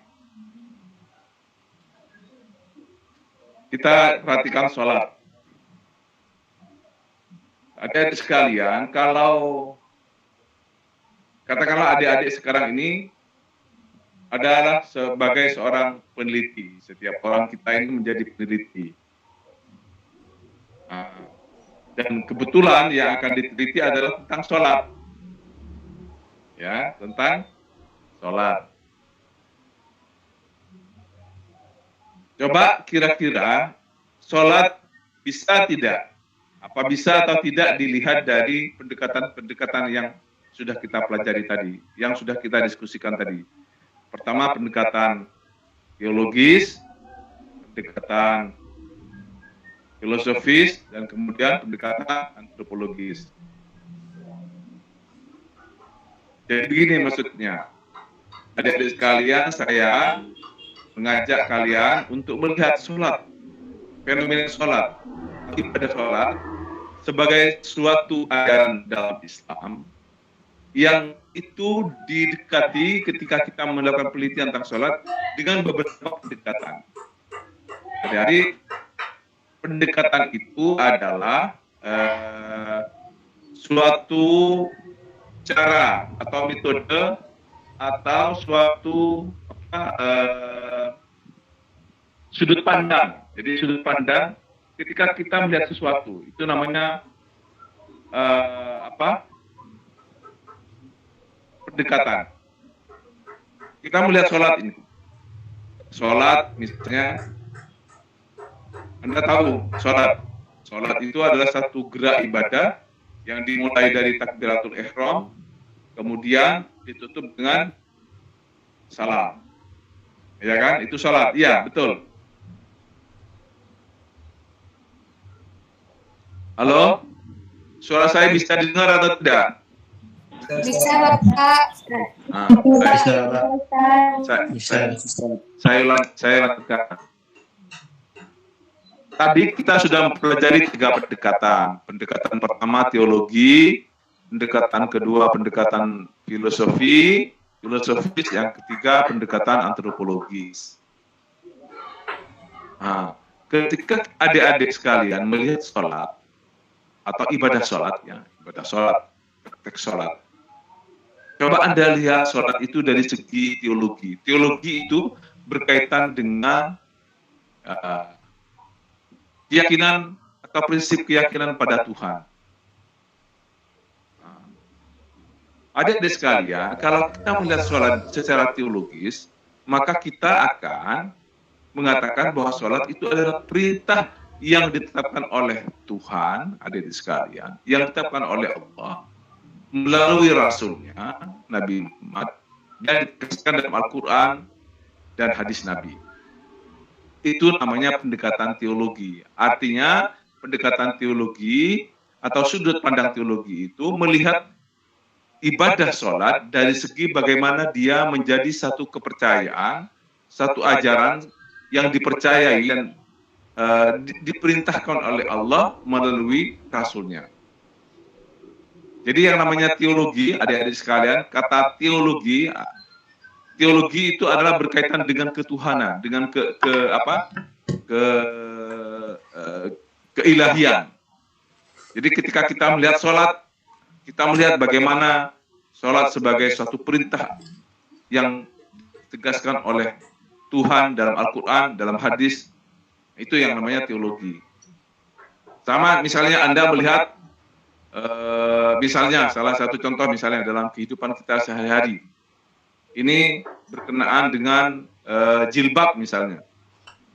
Jilbab dilihat secara teologis, jadi kalau Anda mendengar ada orang jilbab dilihat secara teologis berarti adalah satu perintah agama. Satu perintah yang diyakini oleh umat Islam sebagai kewajiban yang diperintah oleh Tuhan. Itu namanya pendekatan teologis. Karena berkaitan langsung dengan apa yang menjadi kewajiban dan diperintahkan oleh Tuhan. Theo itu adik sekalian, Theo artinya Tuhan. Logis itu ilmu ketuhanan. Jadi yang berkaitan dengan ketika kita melihat sesuatu langsung dikaitkan dengan itu perintah Tuhan. Itu adalah kewajiban dari Tuhan. Itu adalah dogma dari Tuhan. Itu adalah ditegaskan Tuhan di dalam kitab suci. Nah, itu berkaitan dengan teologi namanya. Banyak sekali, hampir semua ibadah kita pasti berkaitan dengan teologi. Ajaran Islam semuanya berkaitan dengan teologi karena memang sudah diperintah oleh Tuhan. Bisa dimengerti? Bisa, Ustaz. Baik, saya akan lanjutkan. Sekarang bagaimana kalau kita melihat sholat dari segi antropologi? Jangan filosofis dulu, jangan filosofis. Nah, kalau Anda sebagai peneliti yang melihat ibadah sholat dari segi antropologi, adik-adik sekalian, nah ini, karena antropologi itu melihat dari segi budaya misalnya, dari segi budaya, dari segi jejak-jejak yang ditinggalkan oleh manusia di dalam praktek sholat. Nah, maka peneliti, Anda sebagai peneliti, kita sebagai peneliti adik-adik sekalian, akan melihat sholat itu, apakah memang ini, salah satu pertanyaannya, apakah sholat itu memang sudah ada sejak sebelum Nabi Muhammad? Di dalam penelitian bahwa, ada sekarang dalam banyak penelitian dikatakan bahwa para nabi itu ternyata juga rukuk dan sujud. Jadi ada unsur di dalam sholat, adik-adik sekalian, seperti rukuk, kemudian sujud, itu sudah dipraktekkan oleh nabi-nabi sebelum Nabi Muhammad. Oleh karena itu, untuk memahami gejala sholat ini, yang kita telusuri dari segi jejak-jejak manusia dari sebelum Nabi Muhammad, yaitu bisa kita ketahui dari ajaran-ajaran yang ada dalam kitab-kitab mereka. Seperti dalam kitab Bible atau Injil, itu memang disebutkan bahwa Nabi Isa juga bersujud dan ruku. Begitu juga dalam kitab Taurat disebutkan bahwa nabi-nabi itu mengajarkan tentang sholat yang di situ ada sujudnya.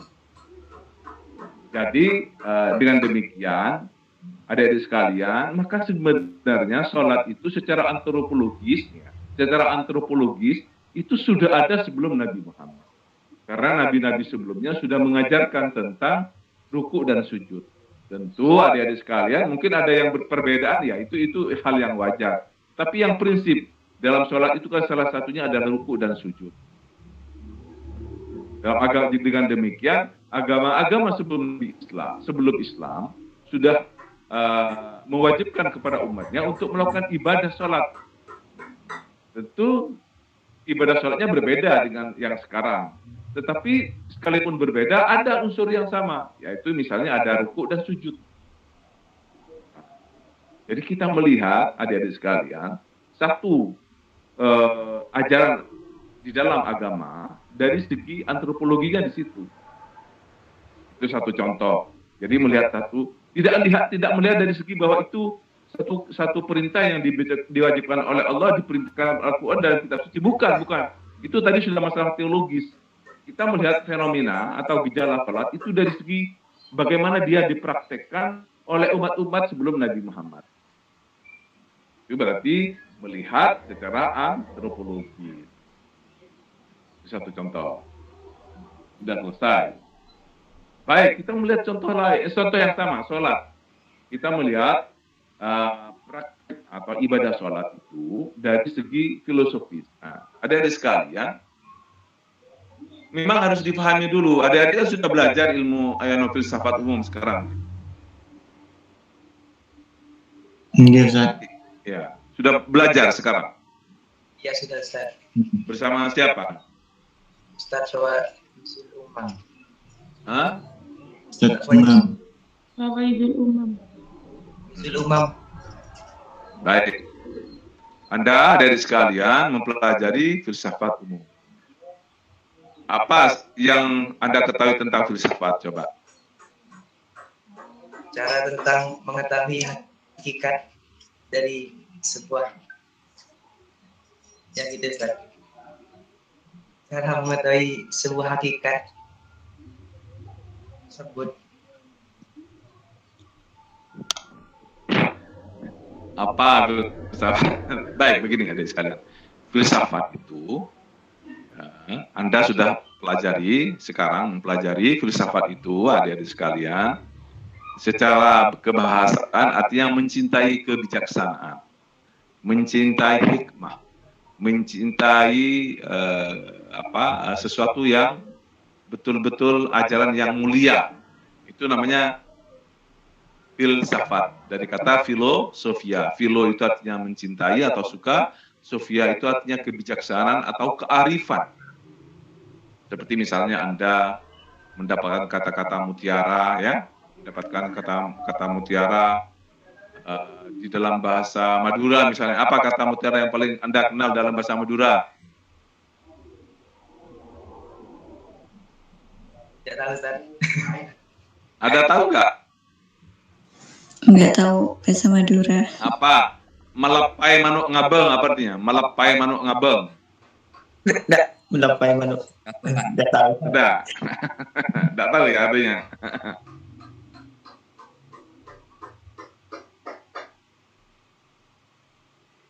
Nggak tahu.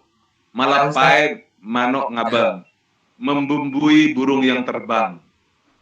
Itu artinya apa? Anda punya mimpi, seolah-olah mimpi itu nyata, sehingga Anda merasa begitu dekat dengan burung itu, sehingga Anda punya mimpi yang indah sekali tentang sesuatu itu. Padahal itu nggak nyata gitu loh. Itu namanya membumbui burung terbang. Dari saking punya angan-angan, wah ini begini, nanti begini. Itu suka ya kayak bermimpi. Itu namanya ungkapan kebijaksanaan. Dalam bahasa Madura, dalam bahasa yang lain, dalam masyarakat yang lain banyak, apalagi masyarakat Jawa banyak ungkapan-ungkapan seperti lagu-lagu Jawa, kidung-kidung Jawa itu kan penuh dengan kata-kata bijak, penuh dengan kearifan, kebijaksanaan. Maka filsafat itu adalah menyukai kebijaksanaan, menyukai kearifan, menyenangi kearifan. Dengan demikian adik-adik sekalian, ketika kita sebagai peneliti, sebagai orang yang melakukan studi tentang Islam, yang kita teliti adalah sholat. Apa pendekatan yang kita gunakan? Misalnya tadi pendekatan teologis sudah, kemudian yang kedua pendekatan antropologis sudah, sekarang pendekatan filosofis. Nah, pendekatan filosofis itu, ketika kita melihat sholat itu, dengan merenungkan, memikirkan apa hal-hal yang sifatnya memberikan kearifan di dalam sholat itu. Contoh misalnya, sholat dilaksanakan pada waktu yang tepat, ya kan? Harus pada waktu yang on time. Itu sebenarnya mendidik kita agar menjadi orang yang tepat waktu. Anda punya janji tepat waktu, Anda punya tugas kerjakan tepat waktu. Itu namanya satu model pelatihan di dalam sholat tentang tepat waktu. Itu yang pertama. Yang kedua, bahwa dengan sholat kita harus dilatih untuk istiqomah dalam semua hal, bukan hanya dalam sholat, ya kan? Itu salah satunya. Yang ketiga, ada banyak hikmah di dalam sholat itu. Jadi ketika kita melihat sholat itu dari segi bagaimana hikmah, kebijaksanaan dan kearifan yang dikandung dalam sholat, maka itu namanya pendekatan filosofis. Karena apa? Karena kita berusaha memahami sholat dari segi-segi hikmah, kearifan, kebijaksanaan yang ada dalam sholat. Contohnya adalah misalnya bahwa ketika kita menutup sholat dengan salam kiri dan kanan, ya kan, baru kiri. Itu artinya apa? Kita harus memberikan kedamaian kepada orang-orang di sekeliling kita, kepada masyarakat sekitar kita, kepada orang yang dekat dengan kita, memberikan kedamaian, ketenangan dan seterusnya di sholat itu, ya kan? Itulah yang namanya pendekatan filosofis. Bukan soal apakah mencari sesuatu, tidak. Adik-adik sekalian, perlu diketahui juga bahwa selain yang namanya pendekatan filosofis, yang terpenting adalah bahwa itu pendekatan filosofis itu pendekatan yang menekankan kepada pemikiran pemikiran, perenungan, kontemplasi. Jadi ketika kita lihat sholat, ya kita berusaha untuk menangkap apa yang bisa merangsang pikiran kita, pemikiran kita tentang sholat itu. Sehingga dengan pemikiran tentang sholat itu melahirkan kearifan, kebijaksanaan, hikmah dalam hidup kita sebagai orang yang melakukan studi tentang sholat. Oh, bahwa sholat itu tepat waktu, itu hikmahnya agar kita berusaha dalam semua hal selain dalam urusan sholat juga tepat waktu, punya janji tepat waktu, semuanya dikerjakan tepat waktu. Begitu juga dengan dengan tadi kedamaian, dengan menutup salam dalam sholat itu berarti kita harus bisa menciptakan kedamaian dalam masyarakat kita, dalam masyarakat di lingkungan kita dan seterusnya. Disitulah maka kita melihat sholat itu dari segi pendekatan atau sudut pandang filosofis namanya. Begitu adik-adik sekalian. Dari segi filosofis itu dari segi bagaimana dia merangsang pemikiran kita sehingga bisa memberikan hikmah atau kearifan dan kebijaksanaan di dalam hal sesuatu yang kita teliti. Itu namanya pendekatan atau sudut pandang filosofis. Jadi kita bisa melihat bukan hanya sholat, tapi juga ajaran-ajaran Islam yang lain, misalnya zakat, ya kan? Zakat dilihat secara teologis itu ada perintah Tuhan, ya kan? Itu ada perintah Tuhan, ada nasnya dalam Al-Quran dan diperintah oleh dalam hadis Nabi. Itu masalah teologis, itu udah perintah yang bersifat ilahi. Tapi bisa dilihat dari segi filosofis. Oh, dengan zakat kita akan menciptakan keadilan kepada masyarakat sosial. Dari orang kaya memberikan kepada yang miskin, memberikan zakat itu adalah sebagai bentuk salah satu upaya untuk menciptakan keadilan. Itu kan satu pemikiran itu. Hal seperti ini memang tidak dicantumkan di dalam agama, dalam Islam, dalam Al-Quran tidak disebutkan. Tapi di balik perintah tentang zakat itu ada hikmahnya. Dan ketika kita merenungkan hikmah itu, pendekatan apa yang ada di balik perintah zakat itu, maka di situ kita sedang melakukan pendekatan tentang zakat di segi secara filosofis. Jadi filosofis itu berkaitan dengan perenungan, pemikiran, kontemplasi itu perenungan, kemudian pemikiran, kesadaran tentang sesuatu yang ada dalam ajaran agama. Itu namanya pendekatan atau sudut pandang filosofis. Begitu juga dengan antropologi. Di dalam zakat itu ada dimensi antropologisnya, jejak-jejak budaya di dalam zakat itu. Ternyata di dalam semua agama juga menekankan kepada yang disebut dengan memberikan semacam dalam charity, dalam bahasa Inggris charity itu artinya bantuan sosial. Charity dalam bahasa Inggris charity itu kita memberikan apa yang kita miliki, entah busana, pakaian dan seterusnya, makanan diberikan kepada orang lain. Itu bagian dari charity. Kedermawanan. Jadi prinsip kedermawanan itu sesungguhnya ada di semua agama. Dan secara antropologi memang semua agama mengajarkan seperti itu. Berarti pandangan kita tentang zakat itu memang ada dasarnya secara sosiologis, secara antropologis, adik-adik sekalian. Itulah di antara tadi dua pertanyaan langsung saya jawab dari saudara siapa tadi Siddiq sama siapa tadi yang Putri itu. Baik, ada pertanyaan lain, silakan. Saudara moderator, sebelum saya minta tolong moderator ini. Dengar tuh. Ya, silakan apa tadi yang ditanya dari apa yang saya jelaskan. Pertanyaan-pertanyaan tadi yang pertanyaan saudara, sebentar saya cek saudara yang ini, bagaimana ajaran Islam yang tercampur dengan berbagai budaya di dunia? Begini adik sekalian. Bagaimana kita mengetahui bahwa ajaran Islam itu tercampur atau tidak? Sebelum saya menjawab pertanyaan itu, ada satu hal yang adik-adik harus ketahui tentang agama itu. supaya pertanyaan itu bisa dijawab dengan jernih. Gitu. Apa yang harus kita ketahui? Begini adik-adik sekalian, di dalam agama itu ada hal-hal yang sifatnya pasti tidak berubah dan itu ditegaskan dalam Al-Quran. Yang pasti dan tidak berubah itu ditegaskan dan itu bersifat orisinal. Apa yang bersifat orisinal? Pertama adalah tauhid, keesaan kepada Allah. Ya, itu keesaan kepada Allah. Dan itu adik-adik sekalian dalam fikih disebut dengan hal usul, sesuatu yang usul, yang dasar. Nah, yang usul itu contoh lain selain la ilaha illallah dalam ibadah sholat. Yang usul sholat itu ya seperti yang sekarang kita lakukan ini, itu yang usul sholat itu. Oke.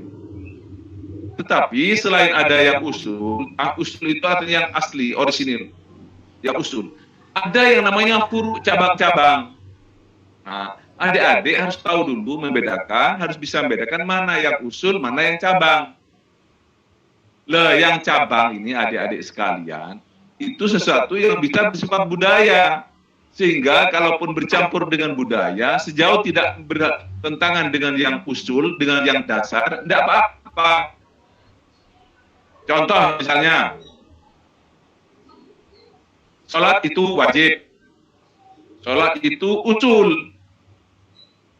Tetapi, apakah songkok warnanya putih, atau hitam, atau merah, itu namanya budaya.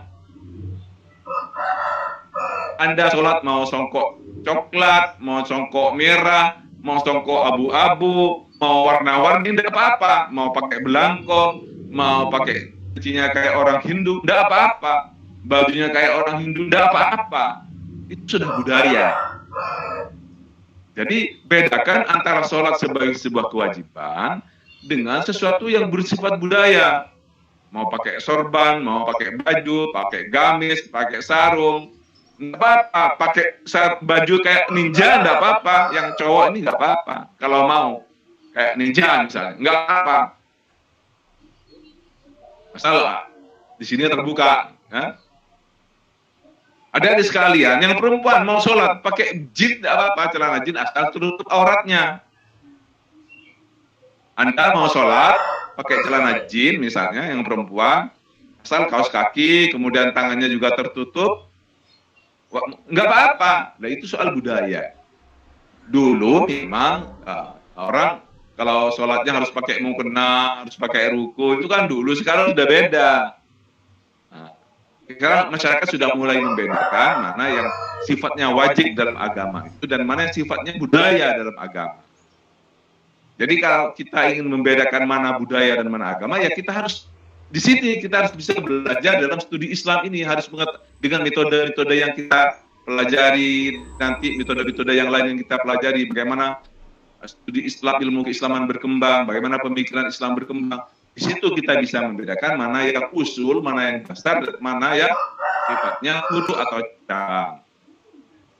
Yang cabang itu antara ulama berbeda-beda, adik-adik sekalian. Misalnya contoh sederhana. Ada yang sholat Allahu Akbar, ada yang tangannya begini, Allahu Akbar ya. Ada yang sadaqah. Kalau di dalam Syiah atau dalam madhab Maliki itu kalau sholat tidak begini, Allahu Akbar, tidak begini, tapi langsung kayak orang i'tidal. Berbeda. Nah, kita nggak bisa menyalahkan itu, karena itu udah soal yang khilafiyah. Yang penting adalah sholatnya. Prinsip sholat itu yang dasar itu. Apakah ketika setelah takbir itu bersenjakep atau tetap seperti Syiah, itu udah khilafiyah. Jadi kita jangan menyalahkan karena mereka punya dasar, ya. Begitu juga ketika i'tidal, sami Allahu liman hamidah. Ada yang sadaqep, ada yang lurus tangannya. Nah, adik-adik sekalian, dengan begitu harus bisa membedakan mana yang sifatnya usul, mana yang sifatnya wajib, mana yang sifatnya dasar dan mana yang sifatnya furu, mana yang sifatnya cabang. Yang sifatnya furu atau cabang itu bisa berbeda-beda antara ulama. Nah, gitu caranya. Oleh karena itu, hadirin sekalian, kita memahami ajaran-ajaran Islam yang paling dasar seperti haji, sholat, puasa, ya kan? Kemudian apa lagi? Dari syahadat, sama, kan? Rukun Islam. Setelah syahadat, apa? Sholat. Setelah sholat,